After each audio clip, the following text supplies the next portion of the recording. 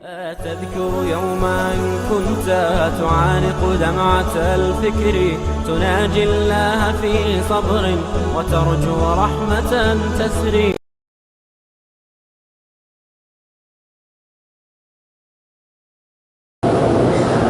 میرے بھائی کو ایک عیسائی لڑکی نے پیسے کھانے کے لیے کالا جادو کیا ہوا ہے، والدہ پریشان ہے.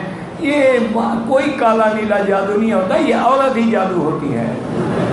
جس کو لگ جائے وہ کالا بھی ہے، پیلا بھی ہے، نیلا بھی ہے، سب کچھ ہے. اس کا کوئی علاج نہیں. صحیح علاج تو یہ ہے کہ ٹیلی فون میں سورۃ البقرہ فیڈ کر کے اس کو کہو کہ دونوں کانوں میں ہیڈ فون لگا کے سنا کرے. اگر وہ نہ کرے تو تم اس کو بٹھاؤ اور سارے گھر والے پڑھ کے اس کو دم کرو، پانی بھی پلاؤ. اگر تو جادو ہے تو نکل جائے گا. اگر جادو نہیں صرف عشق شریف ہے تو اس کو کمرے میں بند کر کے روزانہ صبح و شام 10 ڈنڈے مارو، 10 دن میں انشاءاللہ عشق نکل جائے گا. میری بہنوں کے نیک رشتے کے لیے میری بیٹی سورۃ الرحمن 3 دفعہ پڑھ کے روزانہ دعا کرو. وہ لڑکی خود بھی پڑھے، بہنیں، ماں باپ سب پڑھے، انشاءاللہ جلدی رشتہ ہو جائے گا. اور میرے بھائی کی نوکری کے لیے حسبنا اللہ و نعم الوکیل پڑھا کرو اور 2 رکعت نماز روز پڑھ کے دعا کرے. واستعینوا بالصبر والصلاۃ.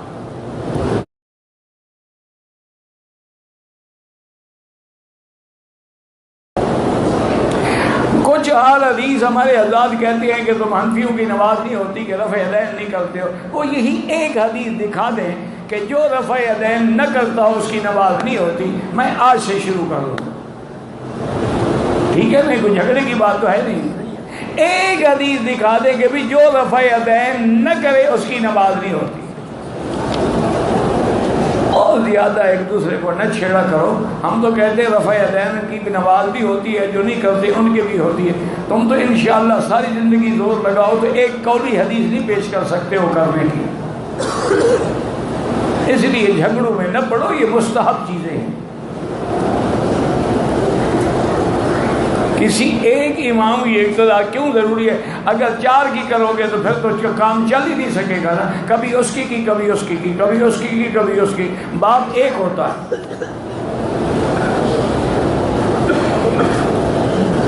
میرا خاوند گھر کے تمام خرچے دیتا ہے، مجھے الگ سے خرچہ بھی دیتا ہے. کبھی کبھی میں اسے بتائے بغیر اس کے پرس سے پیسے نکال لیتی ہوں، وہ چوری ہے.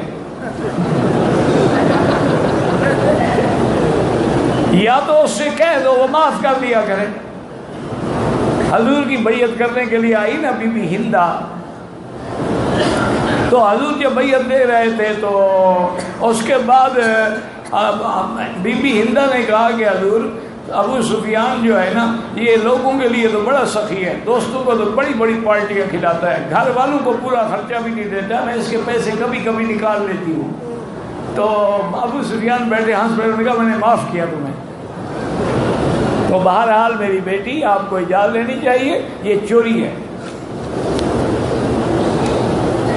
جب تمہیں بھی خرچہ دیتا ہے، گھر کا خرچہ بھی دے، پھر بھی پرس سے نکال لیتی ہے، ہیلث پوری نہیں ہوتی. اب کیا کریں جی، روز جو نئے نئے فیشن کی چیزیں آ جاتی ہیں.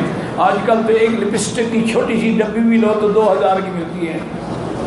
وہ بھی بیچاری کیا کرے.